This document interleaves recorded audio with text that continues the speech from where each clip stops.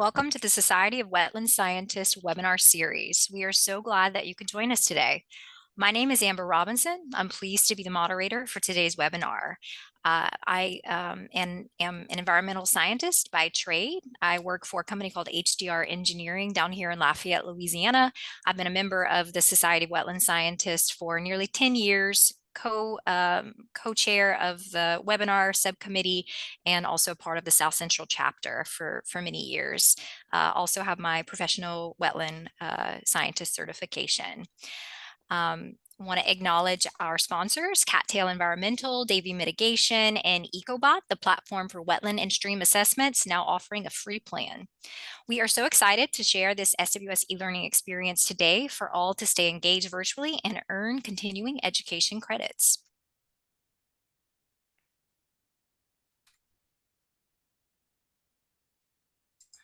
Today's lecture and topic will be an integrated framework for evaluating wetland and stream compensatory mitigation. It is my distinct pleasure and honor to introduce our speaker today, Eric Stein. Dr. Eric Stein is our SWS president-elect and a head of the biology department at the Southern California Coastal Water Research Project.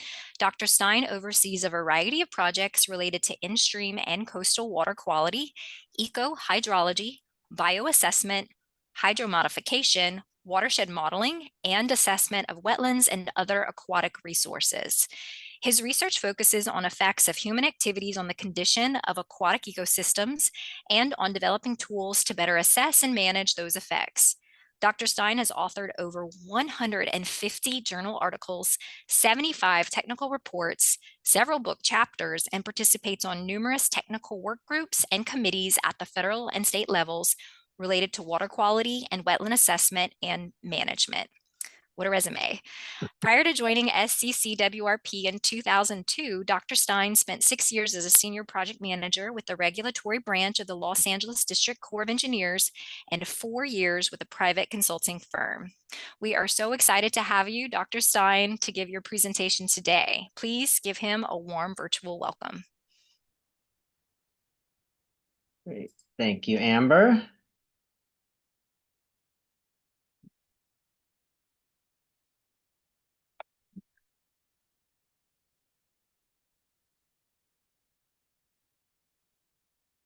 All right, does that look okay? Looks great.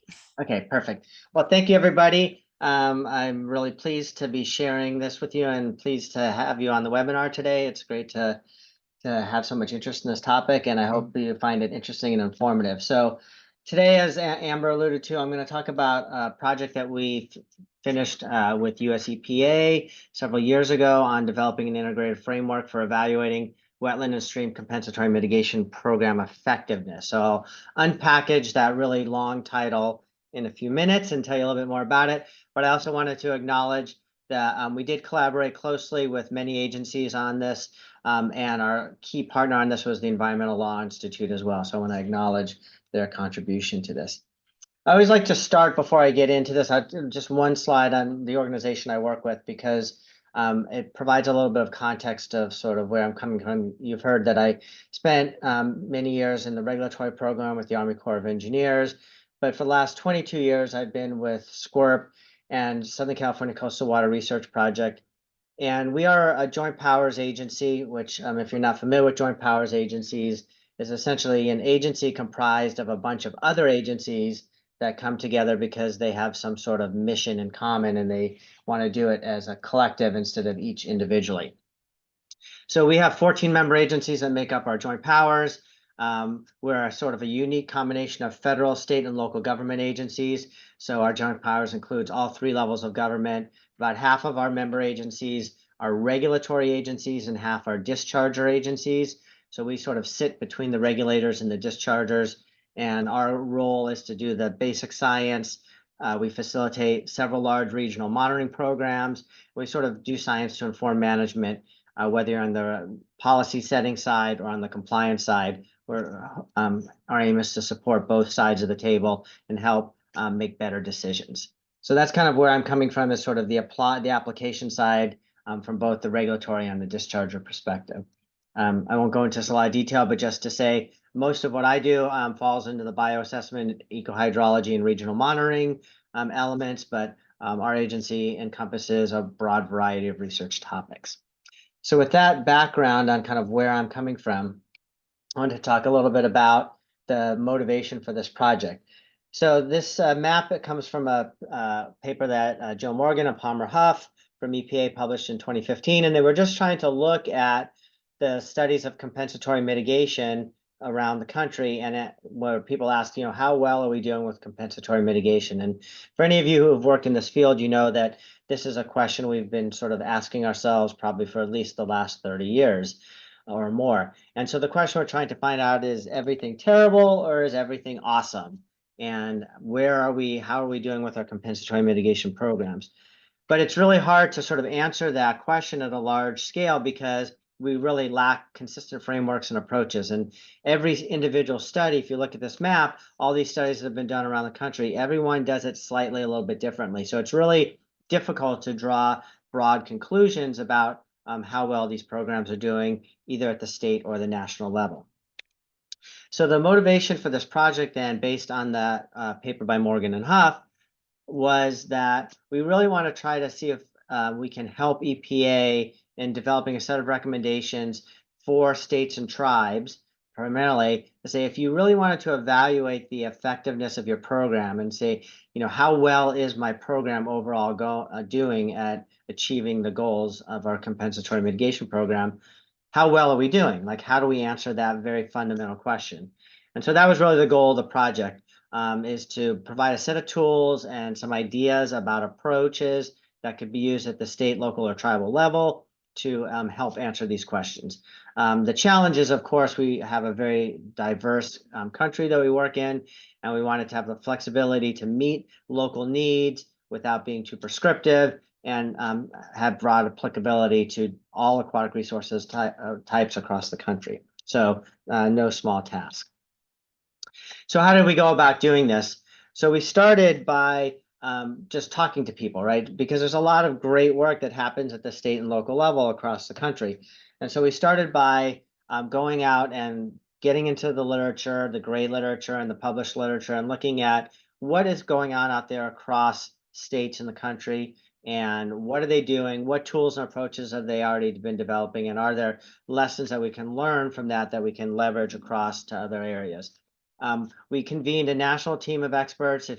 I'll show you the technical report is on the EPA website, but there's a long list of partners that we worked with that EPA helped us convene in terms of people nationally who've been thinking about this for a long period of time. We spend a lot of time, we talked to a lot of states. I'll talk about that in the next slide. And then after we compiled all this information and talked to a lot of people and kind of worked iteratively, we developed this modular approach, which I'll talk about in detail. And the idea is that this is not a prescriptive cookbook type of approach. It's just a set of guidelines and best practices and things to think about that can be customized for the state that you're dealing with. Because we know in talking to states around the country that each state is at a different space, right? Some have these very mature, well-developed programs. Some are very nascent. Some haven't really done much at all at the state level and have relied heavily on the federal level. And so states need to be able to kind of enter into this framework based on where they are. I would say that since we published these guidelines, I think this, in the light of the recent Supreme Court cases, this has become even more pressing because there's more pressure now on the states to deal with issues of compensatory mitigation because of some of the changes associated with some of the recent Supreme Court decisions. So we took a subset of states. We had 15 states that were gracious enough to spend some time with us. We did 1 hour, very focused interviews with these 15 states. And they, again, intentionally encompassed a range of states that had fairly mature programs to states that weren't doing too much outside of the federal program. And so we spent some time talking to the states, gaining their insight, their knowledge, and really asking them where their pain points are and what are the things that they really struggle with in terms of answering these fundamental questions. So we asked questions like, how do you administer your program? What do you do? Do you have long-term sustained monitoring programs? How are you partnering between state agencies? What is your data management strategy? So we had a very consistent set of questions that we went through with each of these states. And when I show you the report, there's a long appendix. If you're interested, I think that in and of itself was quite interesting to learn from what the different states are doing. And so we encompassed all of that in an appendix. But what we learned from talking to the states is that almost all the states that we talked to have at least one program that requires some level of project-specific monitoring. About a third of the states we talked to have some sort of statewide programmatic assessments that they do where they try to assess the efficacy of the performance of their programs. Many states have some flavor of an ambient monitoring program or status and trends program. Mostly that is done to comply with Section 305B requirements under the Clean Water Act, which is what is necessary for funding. But very few states have these comprehensive networks of sort of sentinel or ongoing sites that they monitor on a regular basis. So there's very little institutionalized long-term monitoring. And again, for any of you who work in this program, not a big surprise is that less than half the states have sort of readily usable data management systems where the data that comes out of compensatory mitigation monitoring can be readily discovered and accessed in a publicly available platform. And so what this little graphic on the side here shows is that most of the states we talk to have about this 5-year monitoring window, with very few having longer term monitoring, which is really an important aspect if you want to answer the questions about how well mitigation programs are doing over the long term. So this little inset shows what these little profiles look like.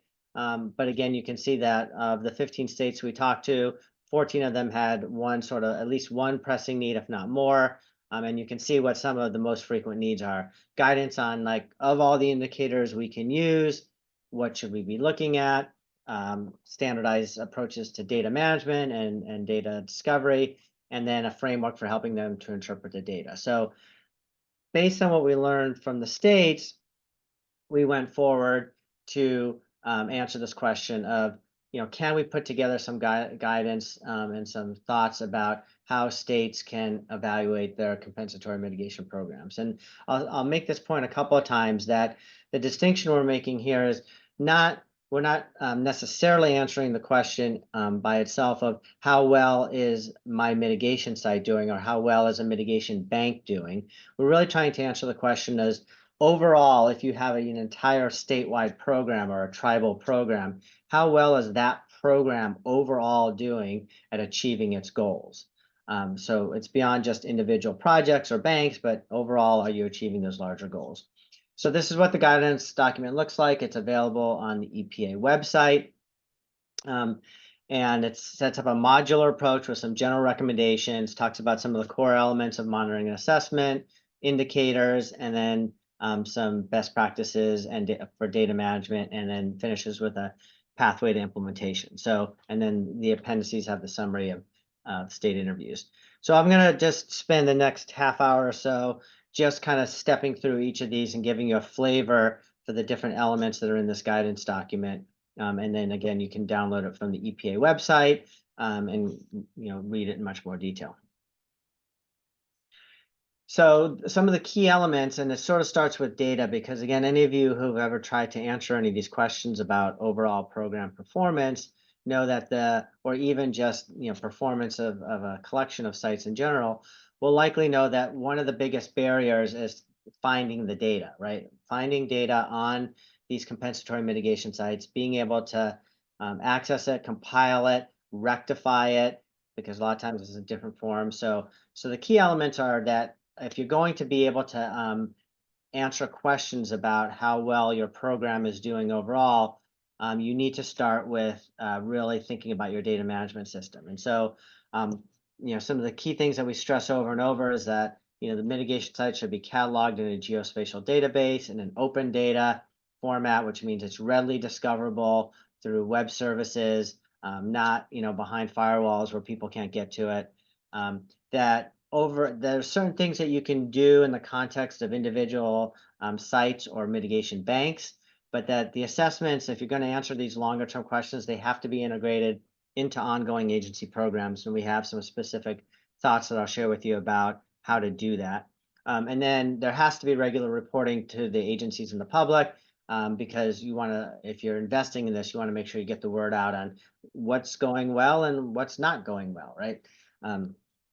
So these are some of the key elements. You'll hear me kind of come back to these several times over the course of the presentation.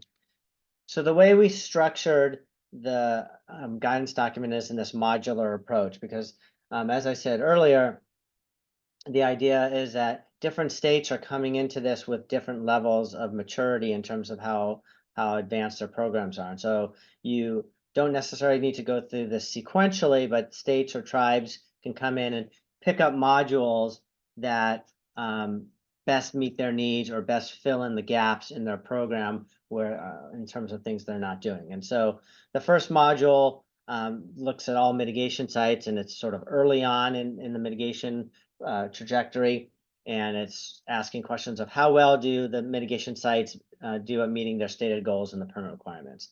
The second module is more of the programmatic question, and this is how effective is the program overall at replacing the lost aquatic resources and functions and contributing to healthy watersheds. And then the third is a resiliency, sort of a long-term question, which really is asking if you think about the fact that most often these projects are aimed at compensating for permanent or near permanent loss of an aquatic resource that was authorized through a permit.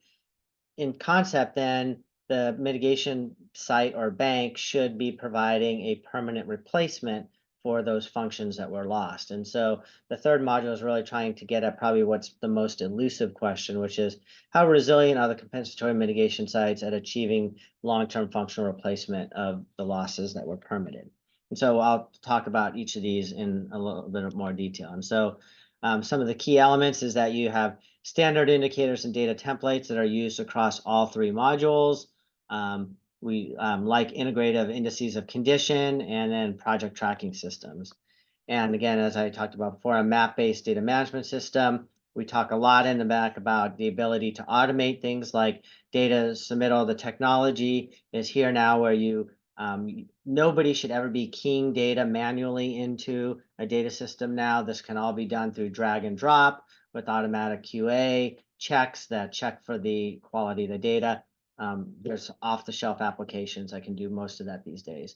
And then web services and APIs. And the idea is that not all the data needs to go into a central database because of things like web services and application program interfaces, APIs. You can link data that's coming from different sources and access it through a variety of different entry points. And so that's a key to data discovery. So I'll talk a little bit more about that towards the end. So just to get into a little more details, I'm not going to unpackage this, but just to say that we did go through and look at a series of different indicators and how they relate to different aquatic resource types. We drew heavily from things like the National Aquatic Resources Surveys, which have done a lot of work in this area. And the idea is that you have consistent indicators across the three different modules, and that we try to tie these indicators back into function. We did try to take on the task of looking at both streams and wetlands in a single document. And so we do make the differentiation that there are certain indicators that are applied to both streams and wetlands, like vegetation and invasive species and trophic structure. Certain indicators obviously will only apply to wetlands, and certain indicators are more focused on your lotic systems, like geomorphic condition and channel migration and channel evolution, things like that. So we sort of distinguish between those different levels. So before we get into the three modules, the first section of the document talks about one of the things that a question we heard a lot from the states, which is, well, of all those things on that big multicolor table that you showed, what are the sort of core set of indicators that I might think about? If I had to require a core set for assessing performance of mitigation sites, what would be that core set? So again, we provide some recommendations in terms of the physical setting, whether you're in a stream or a wetland, hydrology, morphology, soil chemistry, self recruitment, and faunal use. So we provide some sort of the top hit list in a sense of what are the top hit list of indicators that you might want to think about. the next thing was that we have some discussion in the document that talks about how to use those indicators and then convert those indicators into some type of performance standard that can be readily used to assess how well the mitigation sites or the program overall is doing. And so here are some kind of best practices for performance standards. Again, each standard should measure a single aspect of condition. They have to be measured objectively and in a repeatable manner. They have to be quantifiable with known levels of certainty. Clear targets and benchmarks, worded in a clear and unambiguous manner, defensible, and they can be phased. I'll give you an example of this in the next slide. But the idea is that to keep in mind that if you're going to be looking at these mitigation sites over time, most often the person who writes the performance standards is not going to be the person who is evaluating that performance standard 5 or 10 or 15 or 20 years down the road. So writing a good performance standard is really critical to helping your future self, in a sense, evaluate the performance of these sites over time. And so just an example. Here's an example of a hypothetical. Again, at the end of year 3, at least 80% of your area A should have a benthic invertebrate score within 10% of the median reference population. And so that's kind of, again, it's very quantitative. It's clear to a judge. It's got a level of confidence. And then if the standard is not met, the site will be reevaluated within 120 days. And if it's still not met, then it triggers some additional analysis. So again, we want to be crystal clear so that the person evaluating this 10 years down the road has a clear understanding of what the intent was when the original condition was written. And so we have some additional examples in the document of that. The other thing we say about indicators is you don't have to sort of come out of the gate and do everything at one time. We know that the wetlands develop over time, and so early on in your process, you can focus on things like landscape scanning and physical structure. Make sure that you're meeting those performance standards, and then sort of phase into the hydrology and things like some of the biological community. Obviously, we are concerned with things like invasive species, but some of the more detailed biological standards can be phased in after you know that you've met sort of your physical landscape and hydrology, and then kind of phase the biology in later. And that can make it a little bit more practical to implement. And this is sort of based on, this is an example from where I work in California, but we know that these sites develop over time and sometimes, oftentimes take 10 or more years to get to sort of that quasi equilibrium state. And so this is showing our California rapid assessment method score over time at a series of compensatory mitigation sites based on their age, and seeing that it takes some time to develop that trajectory. All right, so that was kind of the background, a lot of the background that we talked about indicators and performance standards overall.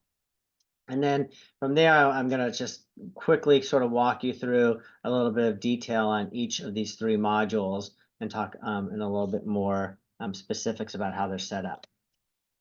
So the general structure we use for each module is, for each module, we have a goal. So we have, again, our module 1, which has to do with performance, our module 2, which has to do with program effectiveness, and our module 3, which has to do with resiliency.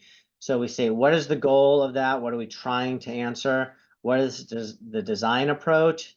Comprehensive in some cases, probabilistic or targeted sentinel sites. And then how do we identify reference, right? Because when you assess performance, it has to be relative to something else, right? So is it a pre versus post? Is it relative to ambient? And so I'll talk about these in a little more detail. But the idea is we sort of go through this goal, design approach, and reference approach structure for each of the 3 modules. So switching over to module 1, the goal there is to assess success of your sites. The main question we're trying to answer is, how well do the mitigation sites meet their stated goals and permit requirements? You can see that from a design perspective, it's a site-based design. The duration varies based on the stream or wetland type, but definitely the frequency coincides with the rate of change. So it can be depending on what type of system you're restoring. And again, it always includes a consolidated tracking. It's a comprehensive site selection because you want to look, when you're looking at performance of the sites, you want to look at all the sites. And you can see there's a variety of approaches to reference, where it's what's in the permit, pre versus post, conditions at the impact site, or potentially regional reference conditions if available. So you have a kind of a menu of options, but there has to be some connection back to some way to contextualize the project relative to some measure of what we would call reference. In this case, we're not using reference to mean pristine, but just a frame of reference. And so here's a couple of examples from different states. This is from Wisconsin.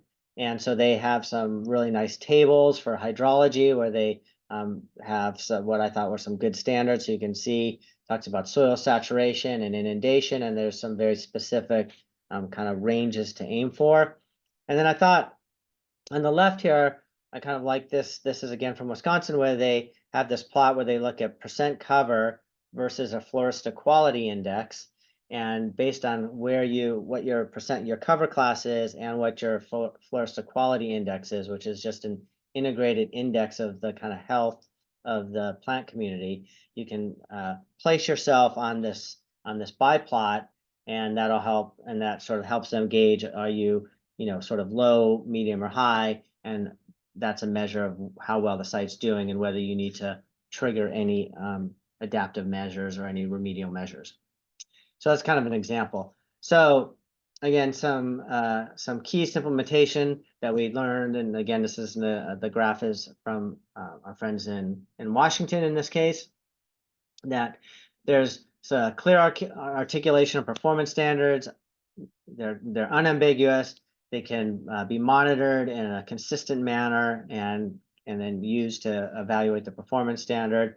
And then the monitoring includes both biotic and abiotic measures. And so this example from Washington looks at plant cover and the number of sites meeting that standard, and then the age and years of those sites and the percent cover. And so this is a number of sites that the state of Washington is using to start to compile all of their data and sort of begin to answer questions about overall program effectiveness. So that was kind of module 1. Module 2 again now shifts to say it's taking at a larger scale. Say now let's look beyond the individual sites and say, can I answer a question about how does my program overall, if I'm in a particular state or a tribal region, I want to know how does my program overall, how well is it doing? That's what module 2 is focused on. So it's really, again, evaluating the overall effectiveness of the program. And the main question you're asking is, how effective is the overall program at achieving the goals of the program of offsetting the permitted impacts? In this case, we're shifting away from a comprehensive approach because you don't necessarily need to look at every mitigation site. In this case, you can take a probabilistic approach. So you can take a random sampling approach using typically some sort of weighted probability approach.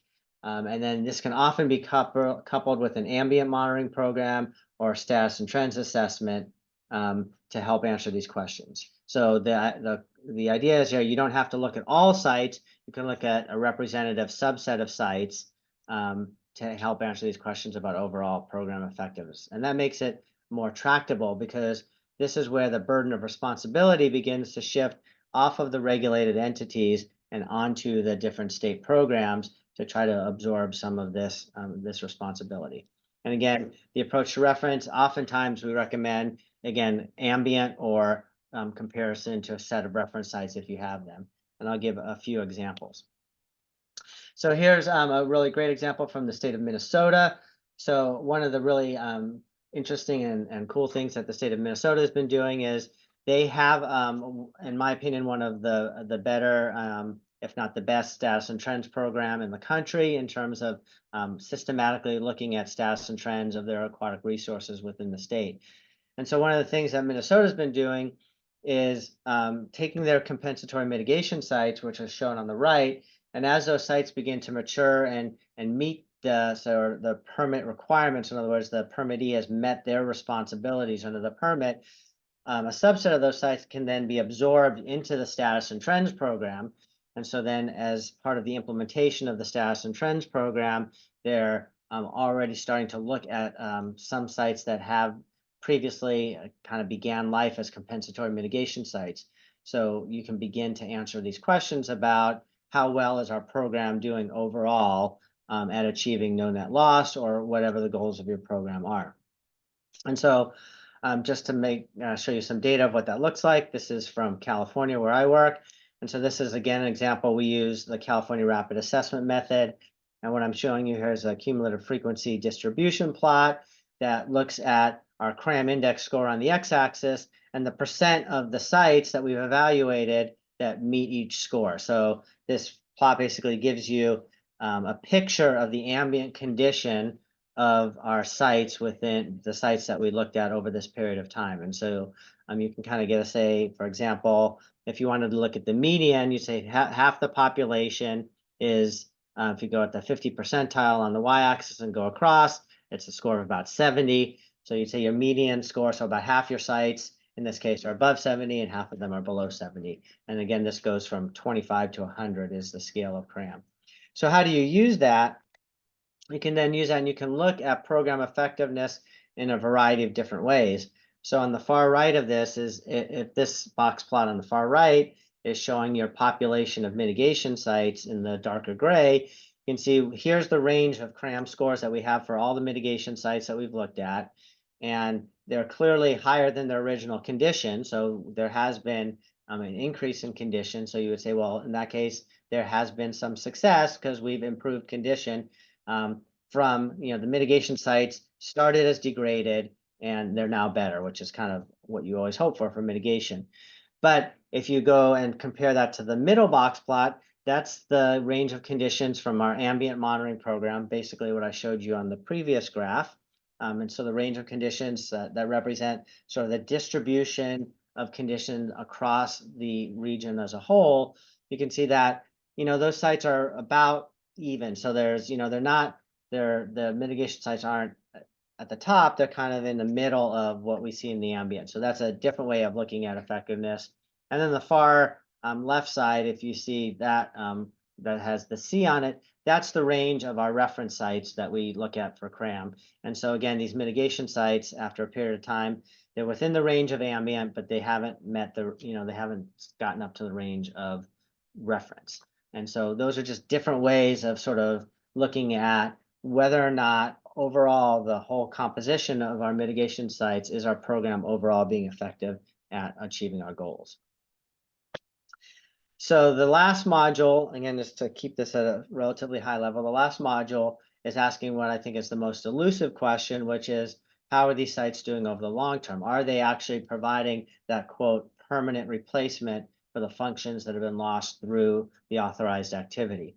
And so again, the goal here is to really assess the long-term resiliency and sustainability of these sites and answer this question again, how well are these sites or banks achieving the long-term functional replacement of the impacted wetlands?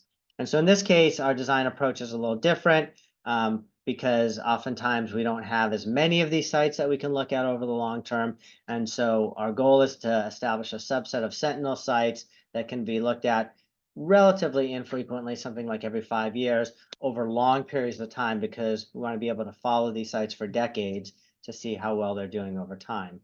And again, our approach to reference is, again, these reference standard sites in conserved areas, or again, we can compare to ambient condition.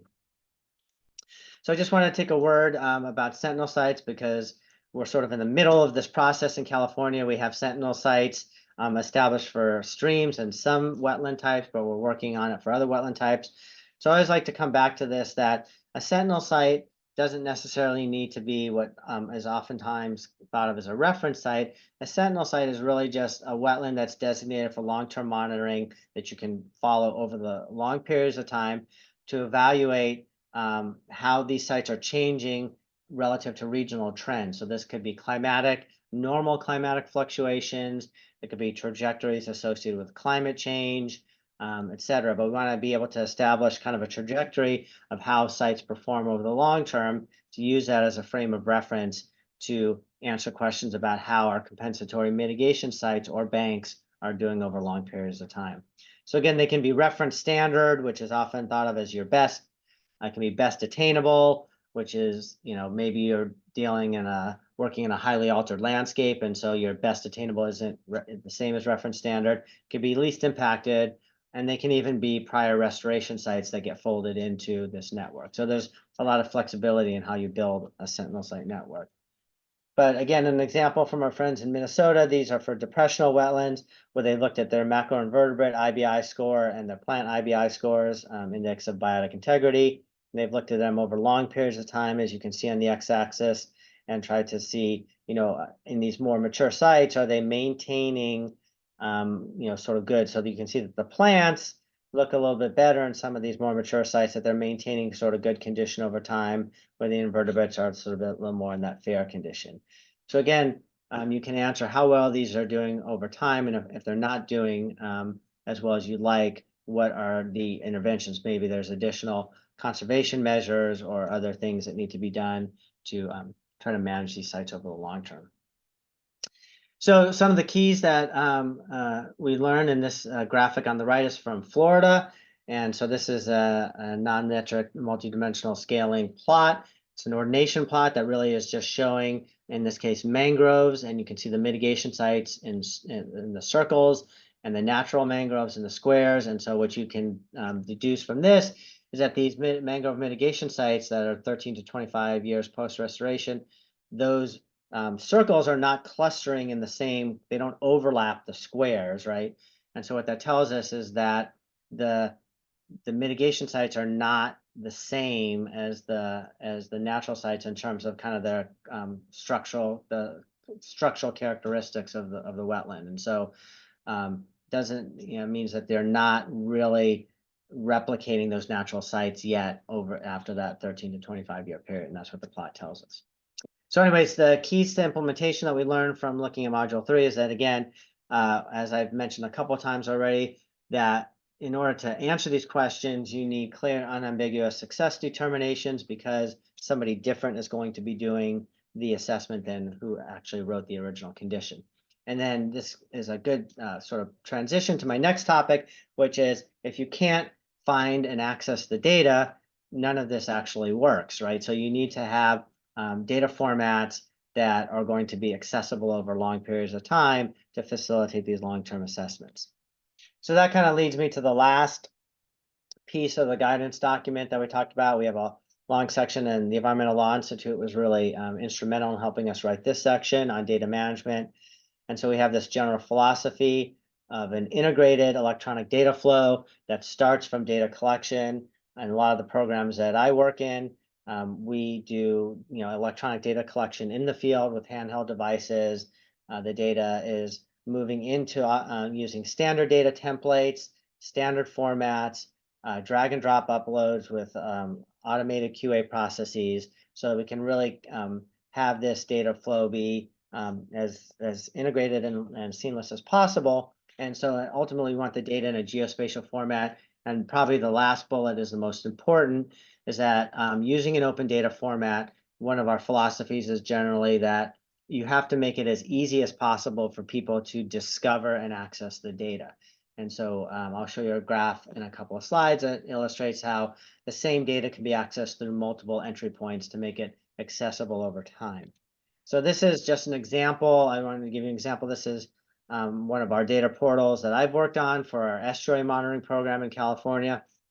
And this is an example. We have a data portal, and you can submit your data directly through the data portal, and you can also download data directly from the data portal. But the important thing is that this data portal, where data comes in and data goes out, is linked to several other data systems that we have in the state. So our estuary monitoring portal is linked through an API to EcoAtlas, which is a statewide data visualization platform maintained by the San Francisco Estuary Institute.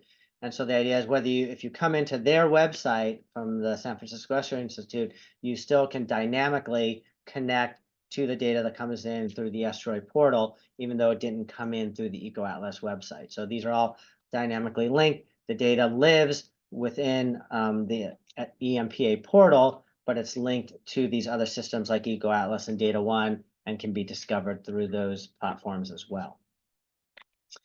All right, so the last piece is we laid out some what I call pathways to implementation, which is, again, some of the things you need to think of during the planning process in terms of developing clear goals, establishing priorities, transitioning to building the infrastructure you need, consistent protocols. I talked about this a couple of times, consistent protocols that are used across all the different modules with clear QA measures, the data templates and data management systems, and then cementing those partnerships for things like ambient monitoring and transitioning from a project-based program into more of an ongoing monitoring program.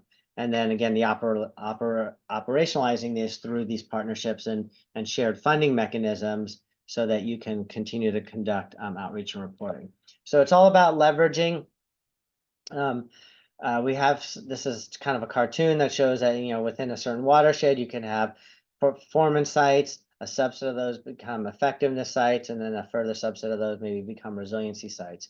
But one of the places I showed you the example from Minnesota, but in other places, because many states have a 305B program, which is where they report to EPA on the condition of their aquatic resources, there are lots of opportunities to incorporate prior compensatory mitigation sites or sentinel sites into programs like 305B, and having those programs begin to sort of incorporate those mitigation sites and keep track of the fact that they began life as a mitigation site so that you can answer some of these longer term questions. You can establish reference networks as part of in-lieu fee and mitigation banking programs. And then we have some ideas about funding mechanisms.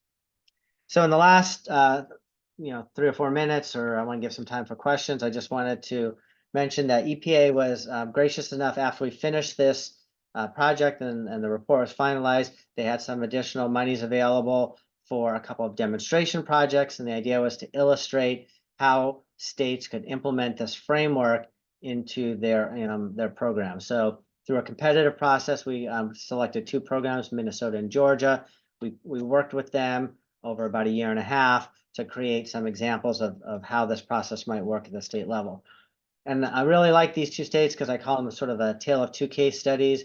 They're very different. If you think of those 3 stages I talked about, planning, infrastructure, and operationalization, those 3 phases of implementing. Minnesota is a very mature program. There's a lot of coordination between the federal. They have a very well-developed state program. Most of the permitting is handled through their Bureau of, I think it's Water, Soil, I forget what Bowser, but it's one of their agencies in Minnesota. I apologize if anybody from Minnesota is on the phone.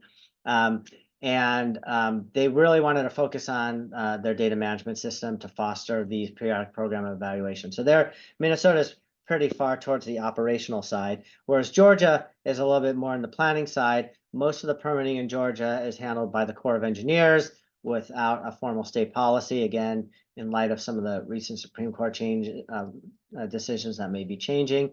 But they don't have any formal data management system, and so they really wanted to develop some initial open source tools to allow for outside entities to look at this. So in Minnesota, we worked directly with the state agencies on the case study. In Georgia, we worked with the University of Georgia because there isn't really a great analog. And so it was more of an outside entity, in this case, a university, trying to answer questions about program effectiveness.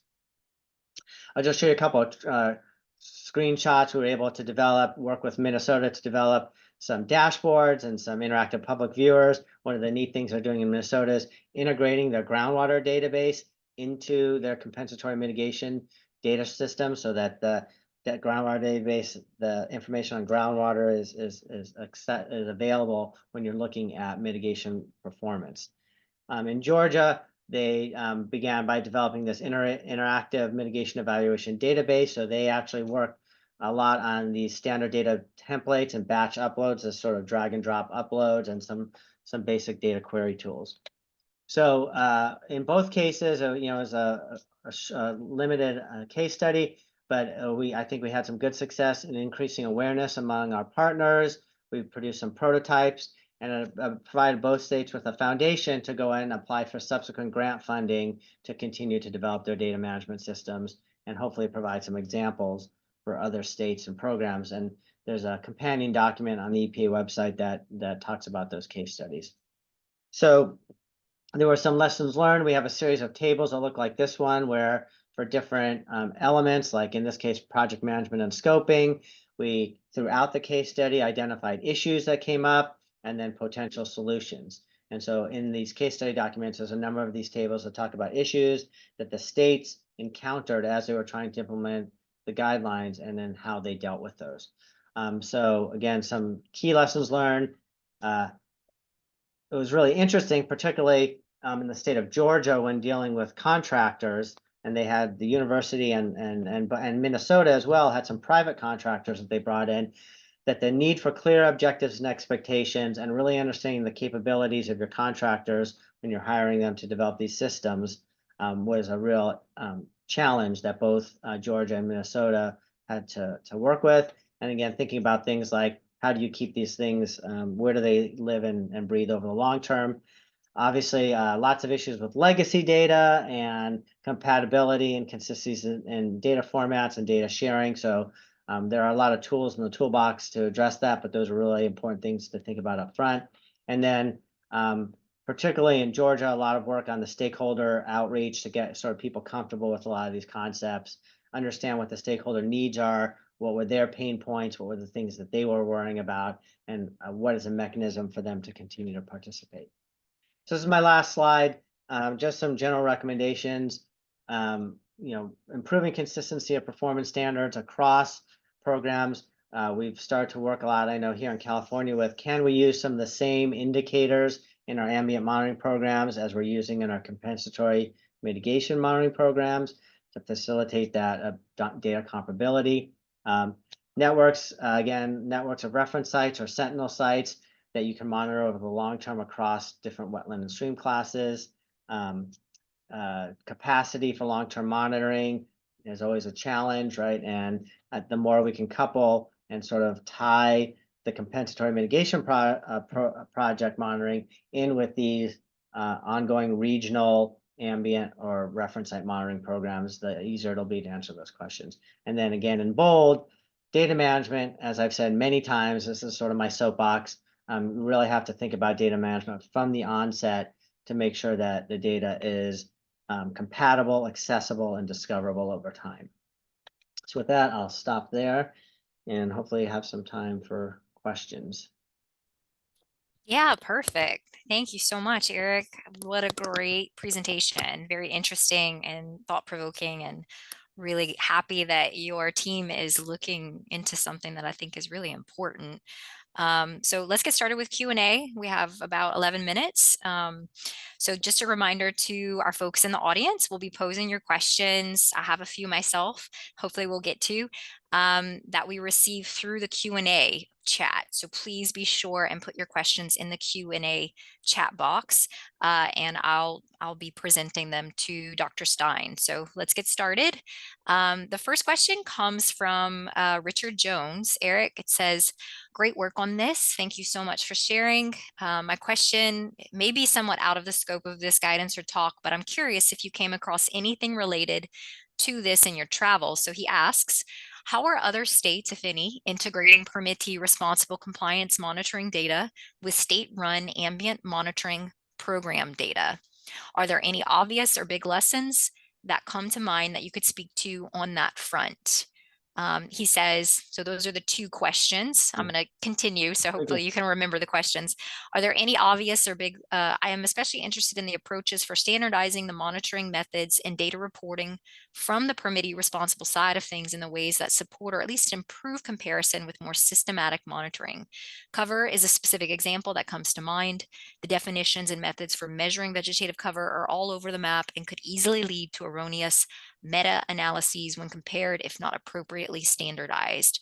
Just curious of your thoughts. If you need me to reread. Yeah, no, I got the gist of it. Okay, Yeah. cool. Well, Thanks. there's a lot in there, but so Yeah. I'll kind of work backwards. So absolutely, and vegetation is a great example. I mean, pretty much anything, but it's interesting you raise vegetation because my group is working on a project on this now. So absolutely right. How you measure percent cover, is highly variable, and so it makes it really hard to kind of reassemble the data, right, to say anything meaningful. So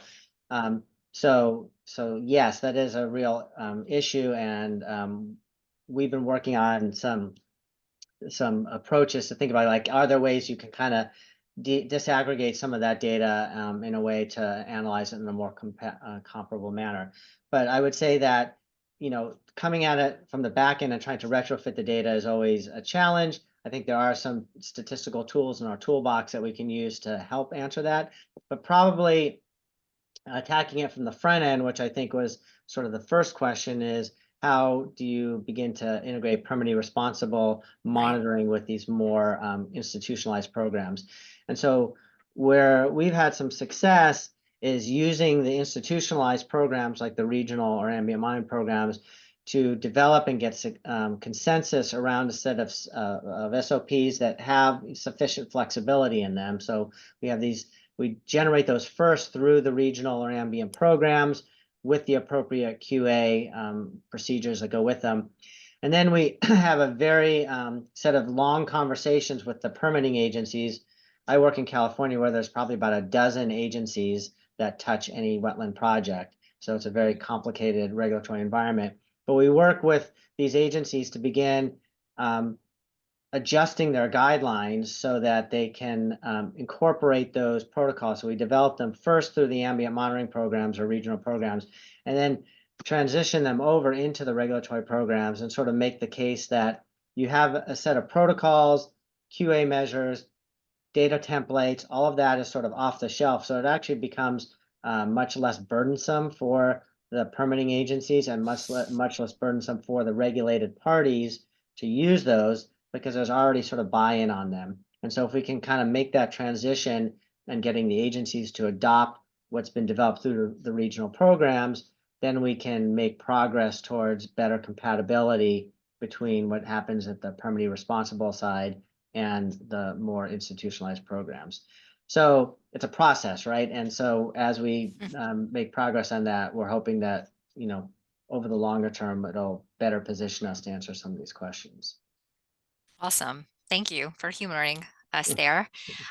So next, it's more of a comment than a question, I guess, and this is probably for us to just take note that Stephanie Bakima, I'm probably butchering that last name, but she would like for us to share, if possible, the link for the framework guide one more time. So I wonder if we can do that. We'll be able to do that probably. Can share that with the slide deck. So I don't know, Eric, if you wouldn't mind Yeah, putting the link in your I, presentation, I and we can would. Yeah, and share I the realized that's so presentation. funny. I realized as I was going through it that I failed to put the link to the EPA website where No it was. So worries. I definitely provide it's on the EPA website, but I'll provide the link for it. Yeah. Perfect. And we normally PDF the slide deck and share that with the folks who attended. So if we can just put it Yeah. in the slide deck, that'll be the easiest thing. So, okay, great. Laura Morris asks for more information on who and how data was set up for integration into GIS, and what were some pitfalls that were identified. Yeah, well, so there in the who and how, what I would say is there's probably the back third of the document is it has a lot of detail. We're fortunate because when we started this, the Environmental Law Institute had recently finished a targeted project on on the topic of data management, so we're able to incorporate a lot of their work into there. So I'll just say that there's a lot of detail, and I'll provide obviously the link, but a lot of specifics about how do you go through that process. What I would say in terms of pitfalls is probably a couple. Probably the number one I would say is I think that, in my opinion, we've moved past the era of having to do a lot of customized development of these data management systems. 10 years ago, there was a lot of everybody was kind of building a custom system. There's a lot of off the shelf, whether you use a Microsoft platform or an Esri platform, there's a lot of off the shelf tools, and I would highly encourage people to use the off the shelf tools. I'm not, not to endorse any one platform or another, but there's a lot of good off the shelf tools that you can readily adapt for your needs. And so I think that allows these systems to have more longevity and more sustainability, because it's not dependent on a piece of code or a system that only one entity knows how to run or operate, right? And so I think that's a key pitfall, is to avoid that sort of very proprietary custom type of system. I think another pitfall is not thinking about it early enough in the process. One of the Mm, things I always say is data management begins on day one of your project, right? And so you mhm. have to be thinking about it from the onset and building your data structures. It's kind of an integrated part of your workflow is the data structures have to be really considered, and they have to be flexible, because every time you change a protocol or adjust a protocol based on your field experience, that has kind of a domino effect through your data management system. So it has to be flexible enough that you can Mm, readily accommodate those changes. So I would say use off the shelf platforms the most as possible. Start early and integrate it as an integrated part of your workflow throughout the process, and then provide the flexibility to accommodate, the inevitable changes in protocols are sort of maybe three key lessons we learned. perfect. Yeah, thanks. Thanks for the question, Laura. John Podoliak asks, have you developed or thought about methods for working with states and other entities to clearly define measures of success? I find that this is an afterthought instead of a forethought. Yeah, absolutely right. And because success is in the eye of the beholder sometimes, right? And so I think that's a great point. And so in working and talking to the states when we did the interviews, I think that was one of the things we asked them. And um, I think all I would say is it's a really great point. You have to sort of really think about, and success can, there's lots of different elements of success, right? It can be, you know, did you replace the functions that were lost through your authorized activity? But success can also be relative to achieving some future desired condition, right? We want to have this composition of wetlands. I know, and our partners in the San Francisco Bay Area develop these watershed and landscape profiles, where they say, here's our vision for the composition of wetlands that we would like to see in this Mm, region over time, informed partly based on historical conditions, but partly based on the expectation of what the future climate is going to allow us to support in the landscape as climate changes, right? And so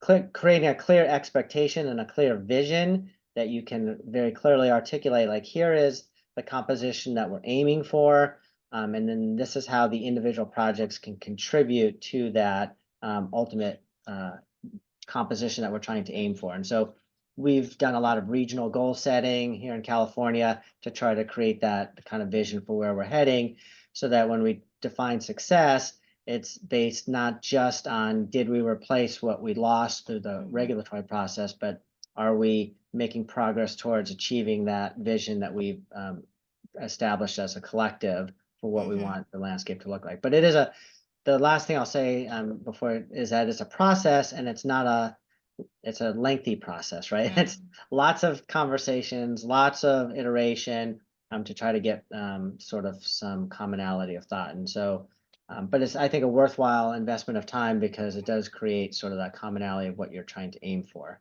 And probably multidisciplinary Yeah, perspectives yeah, too, yeah. which always takes a lot of effort. I also think about, like, here in Louisiana, coastal land loss is a huge problem, and I know there Mhm. are other states who are experiencing that too. So I could imagine how that might be a measure of success in terms of, composition and types of wetlands holding sediment and that sort of thing. So yeah, it's a really great question Yeah, and and I comment. would say, yeah, again, because it's a tricky thing, right? Because the landscape's going to look very different, right?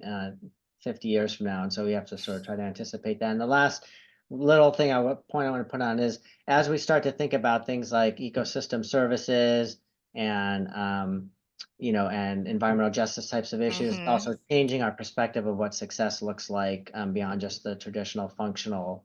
Um, Yeah, what are those eco benefits? Looking at all three aspects. That's a really great point.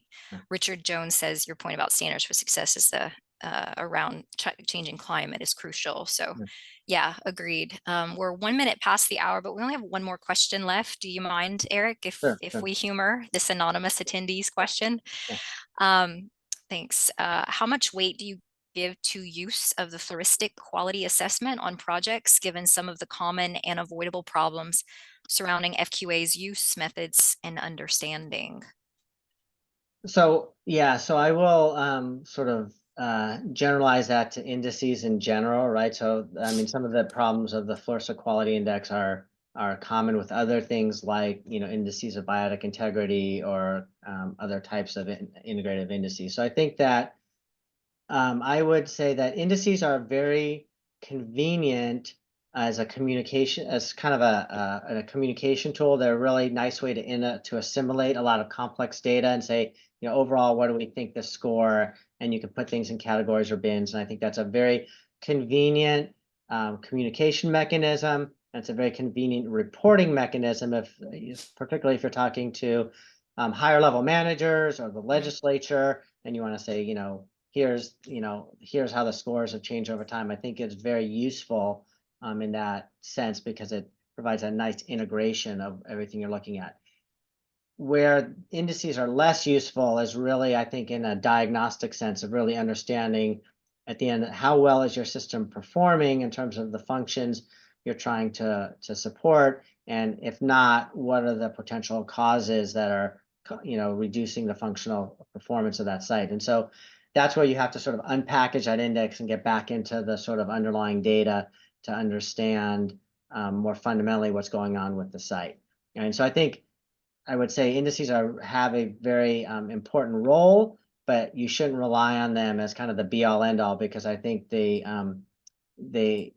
sort of oversimplify what's going on in the system. And so they're good to kind of give you that high level, here's how it's doing, but they need to be coupled with the more intensive data to understand mechanistically what's going on in your site and how you might fix it if it's not doing as well as you want. So it's probably a combination of different things. So not sure if that answers the question, but that's a comment on indices in general besides the FQAI.